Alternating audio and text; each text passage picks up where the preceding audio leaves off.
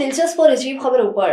भारत की रियासत छत्तीसगढ़ में एक बैंक मैनेजर ने किसान को पोल्ट्री बिजनेस के लिए 12 लाख रुपए का कर्जा दिलवाने का वादा कर लिया।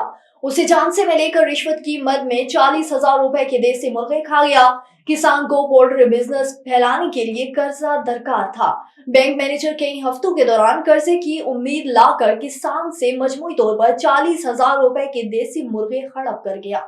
और भारतीय रियासत गुजरात के शहर अहमदाबाद में फिक्स डिपार्टमेंट पर टैक्स कटौती पर शहरी ने बैंक में घुसकर मैनेजर की पिटाई कर दी।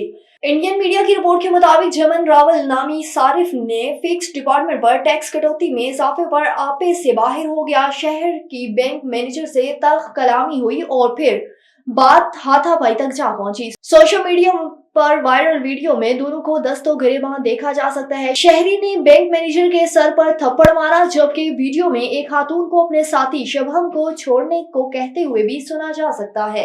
एक गांव के करीब गहरे कुएं से आती आवाजों को मकामी लोग भूत समझ बैठे, लेकिन जब हकीकत खुली तो सब हक्के बके रह गए। एक वाकया गुज़श्ता दिनों पेश आया जब गहरे कुएं से आने वाली आवाजों को गांव के मकीनों ने भूतों की आवाज समझ लिया।